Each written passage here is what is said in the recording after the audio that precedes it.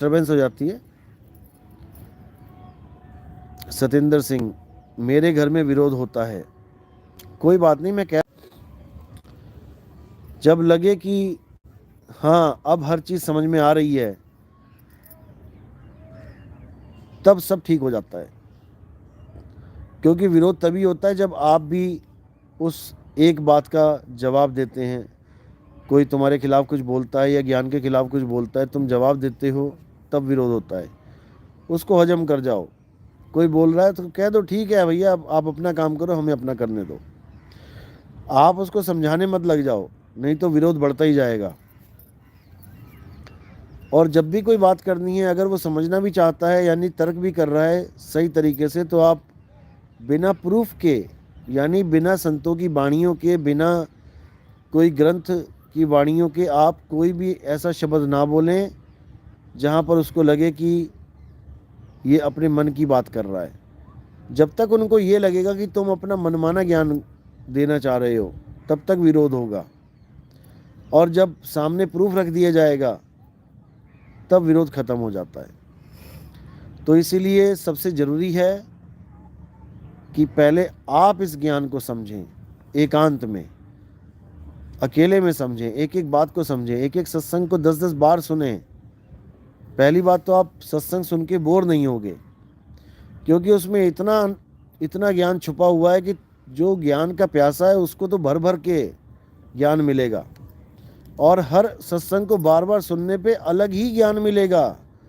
बार बार अलग अलग चीज़ें, नई चीज़ें समझ में आएंगी जो पहले उसमें छुपी होंगी, लेकिन तुम्हारी बुद्धि इतनी विकसित नहीं होगी कि तुम उसको पकड़ पाओ। लेकिन थोड़े दिनों बाद तुम्हारी बुद्धि विकसित होने लग जाएगी, तो तुम उस छुपे हुए ज्ञान को भी, जो पहले नहीं समझ पाए, उसको भी समझने लग जाओगे। ये महिमा है सतगुरु के सत्संग की, मालिक के सत्संग की, बंदी छोड़ के सत्संग की। साहिब ने इसीलिए बोला है कि एक ऐसा पंथ चलेगा, ऐसा पंथ चलेगा, ऐसा डंका बजेगा कि सारा संसार नतमस्तक होगा और उस ज्ञान को अपनाएगा, बिना किसी भेदभाव के, बिना किसी पक्षपात के, बिना किसी झगड़े के। क्योंकि वो सत्य होगा, और सत्य के आगे जो प्रेमी हंस है वो झुकेगा, वो सत्य को अपनाएगा।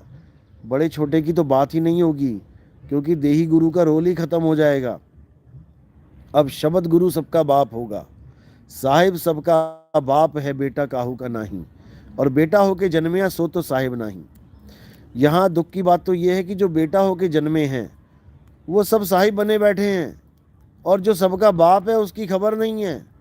उसको तो ठंडे बस्ते में डाल रखा है सबने। उसका तो केवल नाम यूज़ किया जा रहा है धंधे चलाने के लिए, माया इकट्ठी करने के लिए। लेकिन ना तो कोई इसके रूप को जान पा रहा है, ना उसके स्थान को जान पा रहा है। रूप के नाम पे अपना रूप पकड़ाया जा रहा है कि मेरे रूप को ध्यान कर लो, और नाम के नाम पे निरंजन के नाम पकड़ाए जा रहे हैं 52 अक्षरी। बस इन दोनों में ही लिपट के रह गया ये सारा संसार। लेकिन अब इससे न्यारे हो जाना है। तो भक्तों से कुछ सवाल जवाब करेंगे। कोई सवाल होगा तो आप पूछ सकते हैं। यहाँ पर कोई सवाल है किसी का?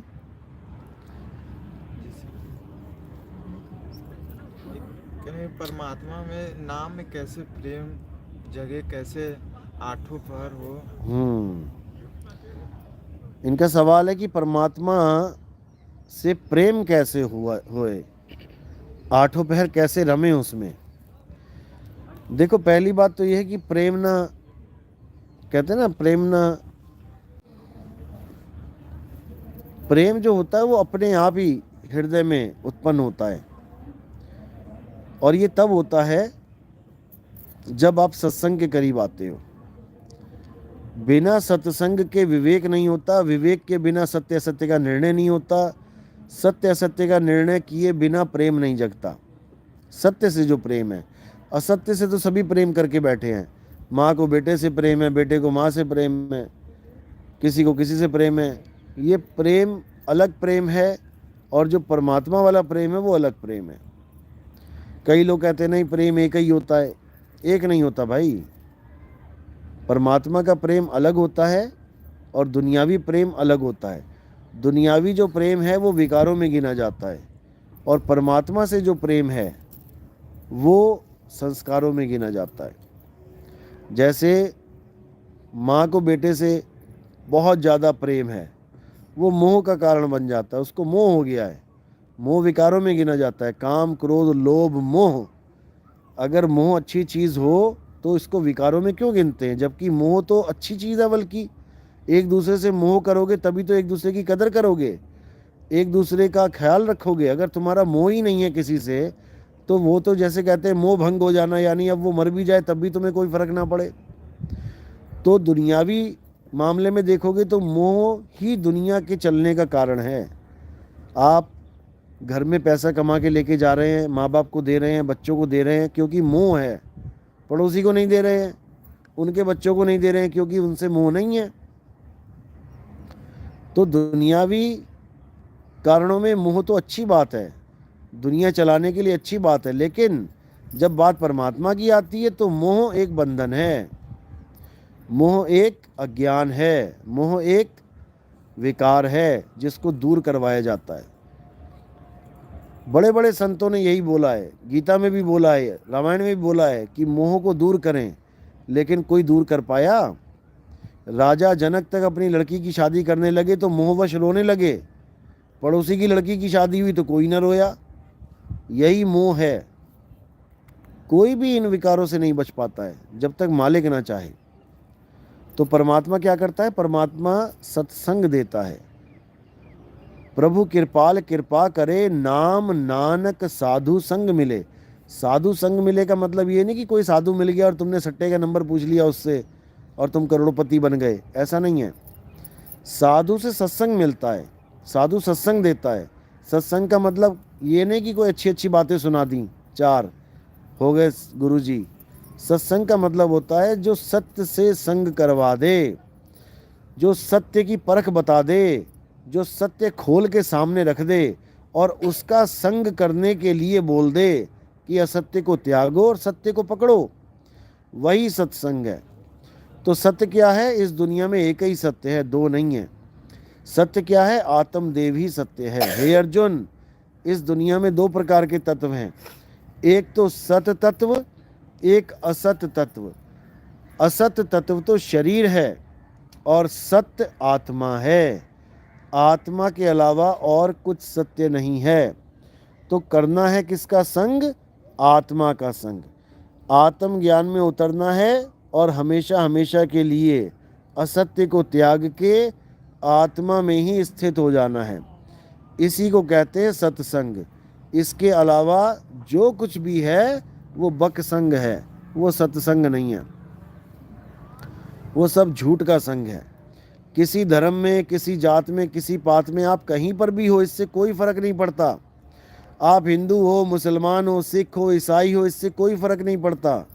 लेकिन आप सत्संगी तब होगे जब आप सत्य को जान लोगे, सत्य को परख लोगे, और सत्य सबके पास है। आत्म स्वरूप ही सत्य है। इसीलिए अल्लाह ने आदम अलैहिस्सलाम का माथा टेकवाया सबको कि भाई इनको माथा टेको। क्यों टेको? क्योंकि एक शरीर को जो आत्मा चला रही है उसकी वजह से ही ये सारी कायनात चल रही है। जितने भी शरीर चल रहे हैं आत्मा की वजह से चल रहे हैं। इनका माथा टेको, सजदा करो, इनको आत्मा मान के, आत्म स्वरूप मान के, ना कि किसी शरीर को मान के। क्योंकि अगर शरीर को माथा टिकवाया होता तो पहला हुक्म अल्लाह के द्वारा ही दिया जाता फिर तो काफिर होने का। क्योंकि अल्लाह के अलावा किसी को माथा टेकना ये काफिरों का काम है। तो पहला काफिर तो अल्लाह ही बनाता है इस दुनिया में, लेकिन अल्लाह ने किसी को काफिर नहीं बनाया।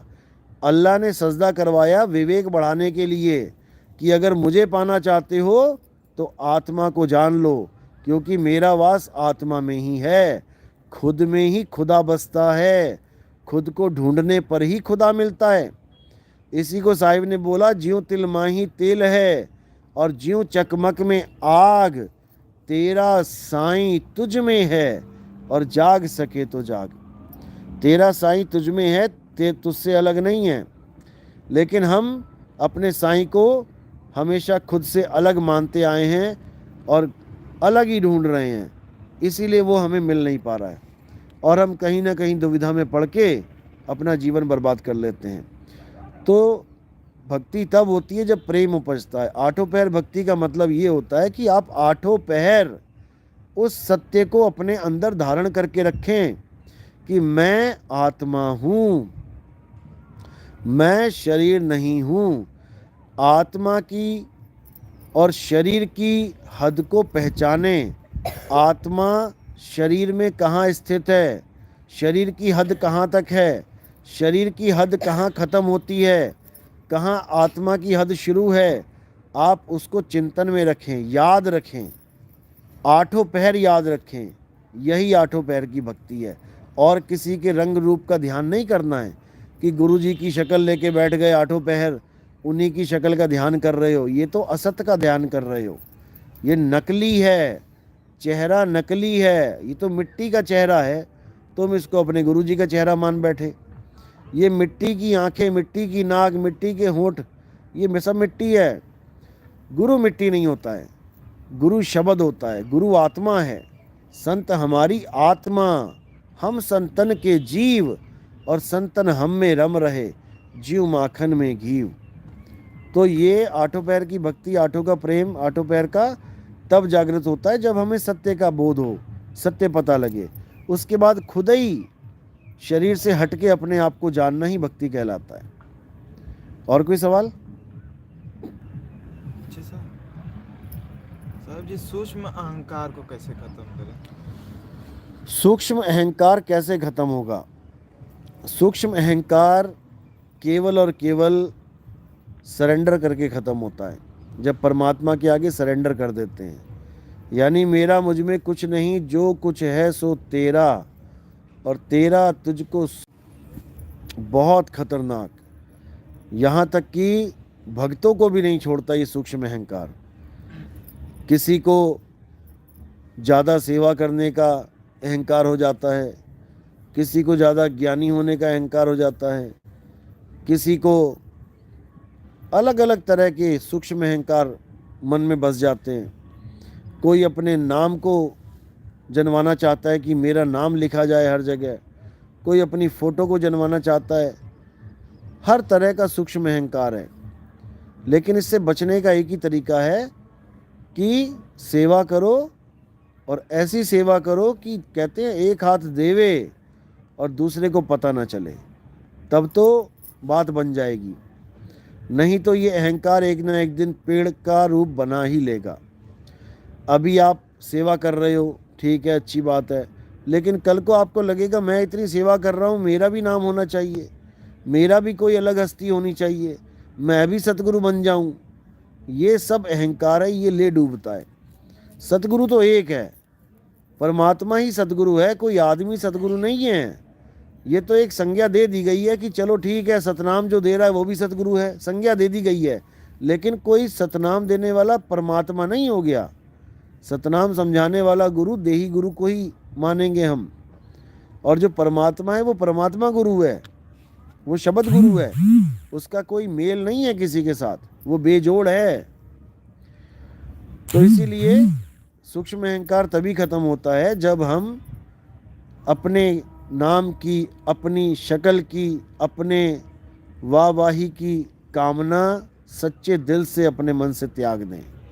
तब तो समझो कि सूक्ष्म अहंकार खत्म हो जाएगा। नहीं तो ये नहीं छोड़ता। कई लोग नाम लेने आते हैं, आए हैं नाम लेने, और बन के आए हैं एमएलए, बन के आए हैं डीसी, बन के आए हैं डॉक्टर, इंजीनियर, एडवोकेट। तो ये भी सूक्ष्म अहंकार है। इंसान बन के नहीं आ रहा कोई भी कि मैं एक आम इंसान हूँ जी, मैं डॉक्टर हूँ लेकिन अपने लिए, समाज के लिए। यहाँ नाम लेने के लिए मैं कोई डॉक्टर वॉक्टर नहीं हूँ, मैं तो एक कैदी हूँ, अपनी कैद छुड़वाने के लिए आया हूँ आपके पास।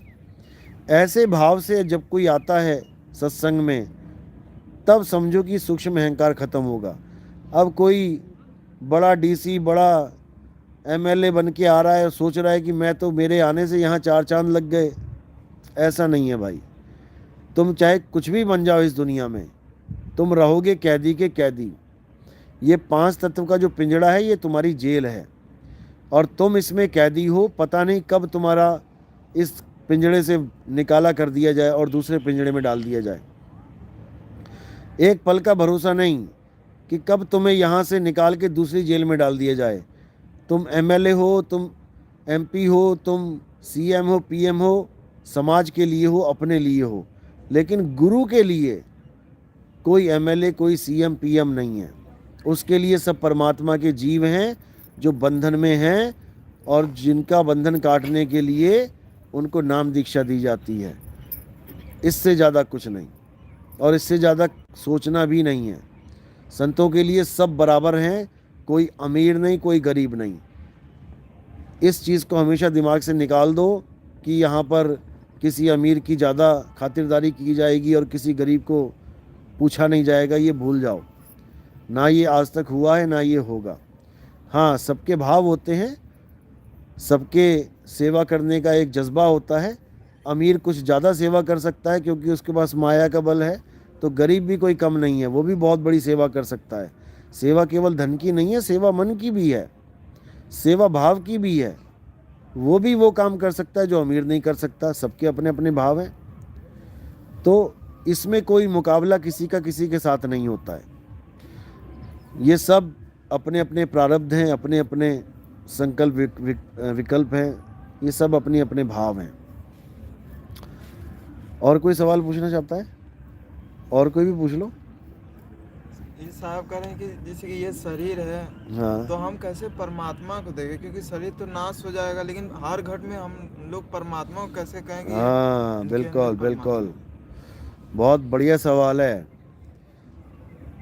क्योंकि बाणियाँ कह रही हैं कि सब घट मेरा साइयाँ सुनी सेजना कोय और बलिहारी व घट की जिस घट प्रगट होए। जैसे हर पंखे में करंट है, लेकिन हम कैसे देखें कि हर पंखे में करंट है? देखने के 2 तरीके हैं। एक तो केवल देखना कि हाँ सारे पंखे चल रहे हैं, इसका मतलब सब में करंट है। और एक करंट का अनुभव होना कि तुमने करंट को हाथ लगा लिया, अब तुम्हें ये पता लग गया कि किस रूप में परमात्मा सब में विद्यमान है। उसके पहले क्योंकि जब तक ये नहीं समझे कि किस रूप में परमात्मा सब में विद्यमान है, जब तक खेल समझ में नहीं आएगा, जीव और पीव अवस्था का ज्ञान नहीं हो पाएगा। क्योंकि बिना ज्ञान के समझना बहुत मुश्किल है। जीव अवस्था क्या है? इस संसार में जितने भी जीव हिल रहे हैं, डुल रहे हैं, खा रहे हैं, पी रहे हैं, ये सब जीव अवस्था में हैं। 5 तत्वों में उलझे हैं, 9 द्वारों में उलझे हैं, ये सब जीव अवस्था वाले हैं। ये भी अविनाशी, केवल काया नष्ट होगी, जीव अविनाशी है। ब्रह्म अवस्था यानी कि जितने भी जीव अपने आप को प्रकाश रूप मान बैठते हैं, अपने परमात्मा को प्रकाश रूप मान बैठते हैं, त्रिकुटी में ध्यान लगाते हैं और ज्योत के दर्शन करते हैं, प्रकाश ही प्रकाश हो जाता है। लाखों करोड़ों सूर्य चमक जाते हैं, एक एक रोमकूप में गुरु का चेहरा, गुरु का पूरा शरीर आ जाता है सामने चमचमाता हुआ। उसी को देख के सोचते हैं ये मेरा परमात्मा है। ये सब ब्रह्म अवस्था का ज्ञान है, ये सब शिव अवस्था का ज्ञान है। शिव अवस्था में निराकार प्रकाश और साकार गुरु का दोनों का रूप आ जाता है। और जो पीव अवस्था होती है, जो आप समझ सकते हो कि घट-घट मेरा साइयाँ, घट-घट में तो शिव भी है, घट-घट में तो जीव भी है। जीव कौन सा घट में नहीं है, लेकिन कौन से घट में जीव है, कौन से घट में शिव है और कौन से घट में पीव है, जब तक ये नहीं समझ में आया। जैसे वाणी कहती है तेरा साईं तुझ में है और दुश्मन भी तुझ माही।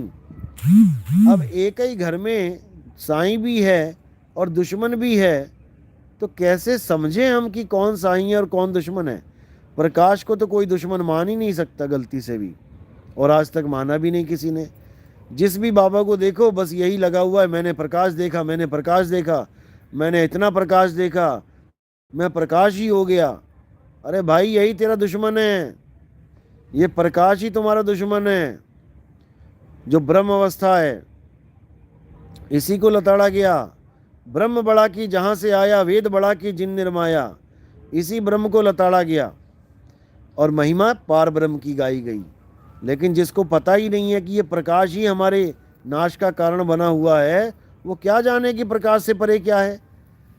जो लोग प्रकाश को परमात्मा मानते हैं उनसे पूछो प्रकाश से पार क्या चीज़ है, प्रकाश से भी आगे क्या है, बता ही नहीं पाएंगे कभी जीवन में, क्योंकि प्रकाश के आगे वो कभी जा ही नहीं पाए।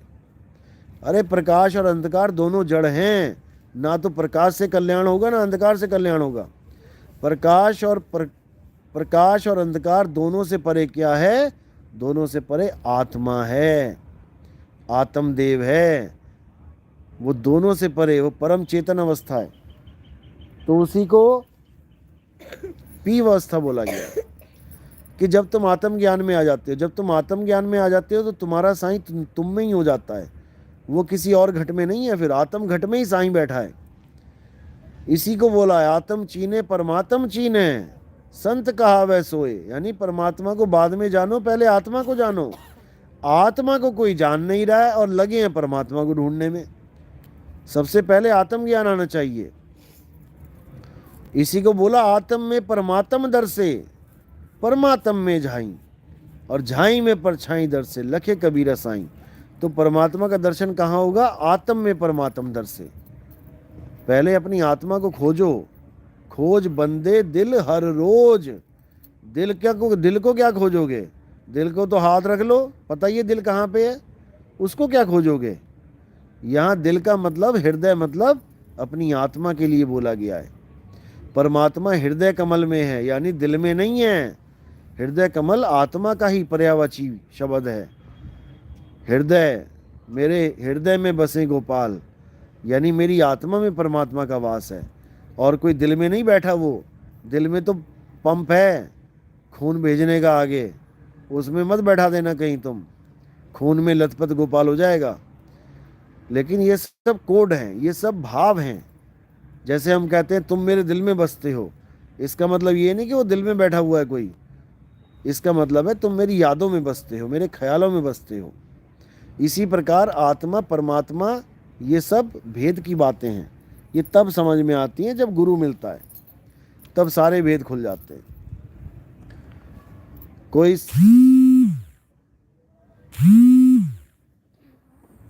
सत्संग के बीच में फ़ोन ना करे। मशरूम खा सकते हैं कि नहीं? मशरूम आप वैसे मत ही खाइए, क्योंकि वैसे देखो मना इसलिए किया जाता है क्योंकि ये वैसे भी अच्छे फलों में, अच्छी सब्जियों में नहीं गिना जाता इसको। लेकिन ऐसी मनाही भी नहीं है कि नहीं ही खाना है, क्योंकि ये कोई नॉनवेज तो है नहीं।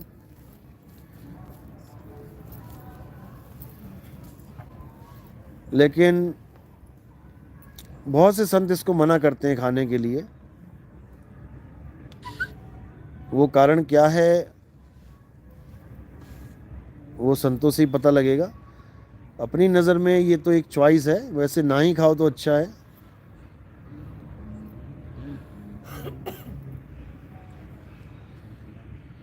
क्योंकि एक तो खुले में होता है ये,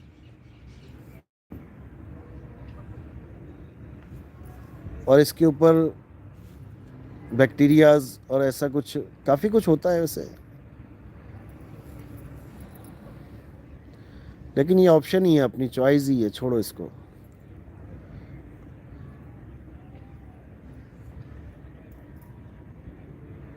हाँ, आपने क्या पूछा है दोबारा लिखिए एक बार।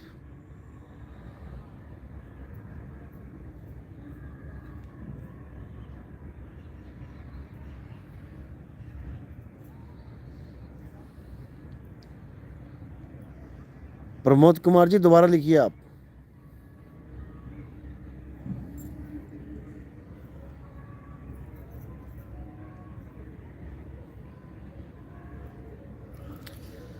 मैंने बोला ना कि मशरूम का मैटर नहीं है, मशरूम आपकी चॉइस है। कुछ लोग इसको कहते हैं ये नहीं खाना चाहिए, कुछ कहते हैं खाना चाहिए, लेकिन लॉजिकली आज तक कोई नहीं बता पाया क्यों खाना चाहिए, क्यों नहीं खाना चाहिए।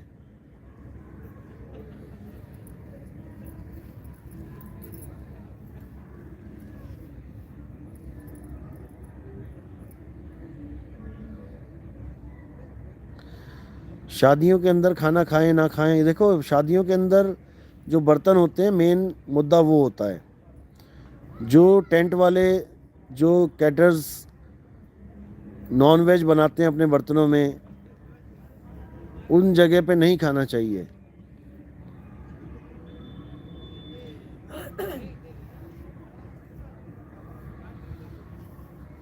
अगर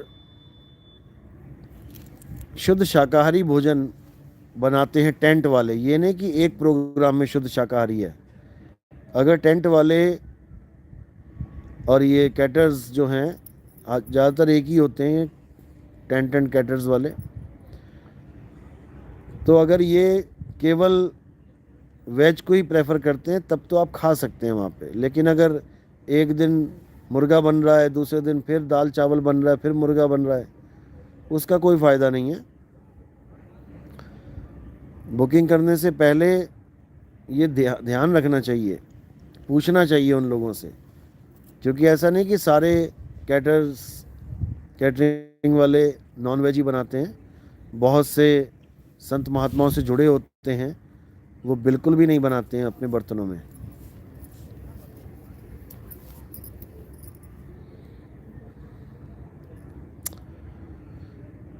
हाँ बिल्कुल, परजीवी है, फंगस है, बिल्कुल सही है,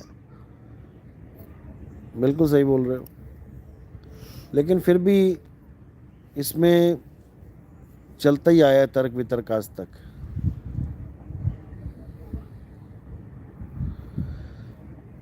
जब मैं बंदगी करता हूँ तो आपकी छवि प्रकट हो जाती है, क्या ये मन का भ्रम है या कुछ अलग अनुभव है? देखो ऐसा होता है, हम किसी के साथ भी जुड़ते हैं तो हमारे भाव बन जाते हैं। और ये बोला भी गया है कि कोई भी अगर अपने गुरु को, अपने संत महात्मा को अगर देख रहा है अपने अंदर, तो इसमें कोई बुराई भी नहीं है, क्योंकि सूरत एकाग्र हो रही है। पहले वचन में होगी या शरीर में होगी, फिर शरीर से आगे उठ जाएगी, तो इसमें कोई बुराई भी नहीं है और कोई अच्छाई भी नहीं है। कोई कहे कि असली चीज़ मिल गई तो असली भी नहीं मिली। तो इसलिए जो हो रहा है उसको होने दो, जो सत्य बताया है उस पे अटल रहो। सतेंद्र सिंह, मैं आपसे नाम दीक्षा लेना चाहता हूं पर घर वाले मना कर रहे हैं, क्या करूं?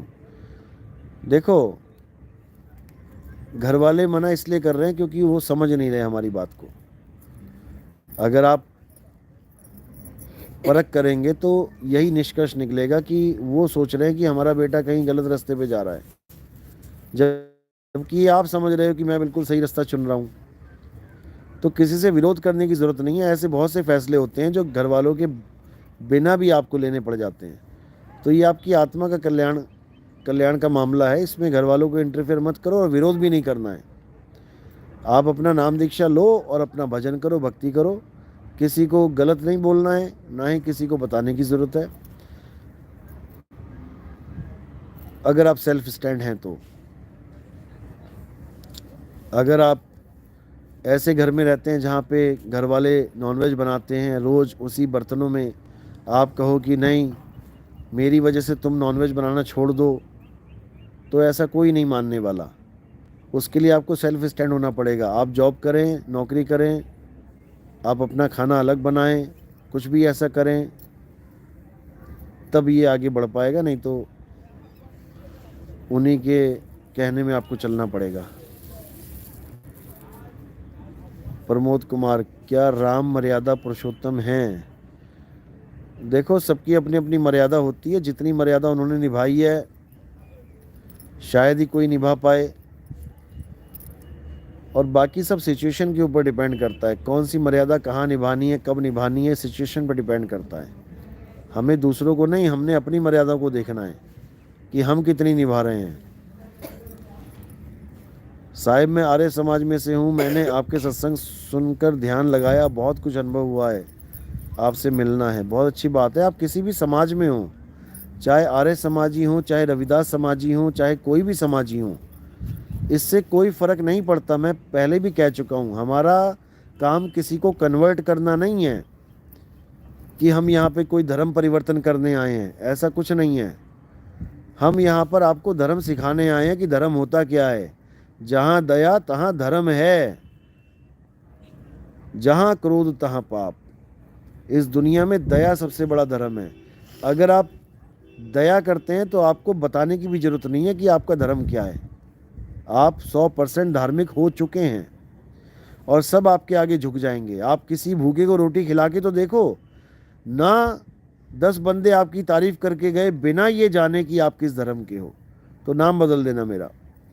आप किसी मरती हुई गाय को सहारा दे के तो देखो, आप किसी कीड़े पड़े कुत्ते को एक बार ठीक करवा के तो देखो, सब आपकी तारीफ करेंगे बिना ये जाने कि आप किस धर्म के हैं, क्योंकि आपने वो काम किया है जो असली धर्म है, जो दया है, वही असली धर्म है।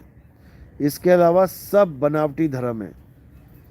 जितने मर्जी धार्मिक बन जाओ और बकरे काटो तो वो कोई धर्म नहीं है, जीरो। मैं तो हैरान हूँ, एक आदमी कह रहा था हम सबसे बड़े धार्मिक बंदे हैं, हम सबसे बड़े दयालु हैं, हम बकरे को सीधे गर्दन काट के झटके से तब खाते हैं, हम हलाल करके नहीं खाते। हलाल करके वो खाते हैं जिनके दिल में दया नहीं होती, यानी हल्के हल्के काट के बकरे को हल्के हल्के मार के वो खाते हैं जिनमें दया नहीं होती, तड़पा तड़पा के। हम तो एक ही बार में उसकी गर्दन काट देते हैं, हम तो दयालु हैं। मैंने कहा अच्छा जी, और तुम्हारी गर्दन काट दे कोई एक ही बार में, परम दयालु। आदमी जब फंसता है तो क्या करता है, भीख मांगता है जान की, ना कि ये कहता भैया मुझे एक ही झटके में मार देना नहीं तो मुझे दर्द होगा। ऐसा कोई नहीं कहता कि मुझे हल्के हल्के मत मारना, धीरे धीरे मत मारना। वो कहता है कि मेरे प्राण बख्श दो, मुझे मत मारो। बकरा दया की भीख मांगता है कि मुझे मत मारो, ना तो झटके से मारो ना हलाल से मारो। लेकिन जो उस पर दया नहीं करते, मुझे दुख के साथ कहना पड़ता है, वो किसी धार्मिक बंदे हैं ही नहीं। वो किसी धर्म को फॉलो कर ही नहीं रहे हैं, वो केवल एक दिखावे को फॉलो करते हैं। क्योंकि असली दया धर्म है, और दया नहीं है तो धर्म नहीं है। चलो आज का सेशन यहीं बंद करते हैं, आगे अंधेरा हो रहा है और बहुत ठंड हो रही है यहाँ पे। तो आगे मिलते हैं कल कानपुर में। कानपुर में 3-4 बजे तक मैं पहुंचूंगा, तो वहाँ पे शाम को नाम दीक्षा हो सकती है, जो आना चाहेगा आ सकता है। सत्संग नहीं होगा वहाँ पे, केवल नाम दीक्षा के लिए अगर कोई आसपास इंतज़ार कर रहा था तो वो आ सकता है। उसके बाद संकिसा में प्रोग्राम होगा 10 तारीख को। उसके बाद दिबियापुर में केवल नाम दीक्षा होगी, सत्संग भी होगा। 10-15 मिनट का सत्संग करेंगे, ज़्यादा लंबा प्रोग्राम नहीं होगा, केवल नाम दीक्षा वाले आ सकते हैं। तो अब यहीं पे सेशन समाप्त करते हैं और मिलते हैं अगले सेशन में। साहिब बंदगी सतनाम।